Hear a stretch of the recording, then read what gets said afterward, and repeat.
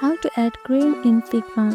In today's video, I'll show you how to add a grain effect in Figma to give your UI or graphics a modern, gritty vibe. Let's get started. First, make sure you have downloaded Figma on your device. After that, click on search bar and open Figma app. Now open an existing file or create a new one. After that, start with your design. Maybe it's a card or hero background or even an UI element. We are going to overlay a grain texture on it. Now import a grain texture image. You can find free ones online. Just drag and drop it into your Figma file. Resize the texture to cover the area where you want the grain effect. Position it on top of your design layer. Now set the grain image blend mode to multiply or overlay and reduce the opacity to around 5 to 15% for a subtle look.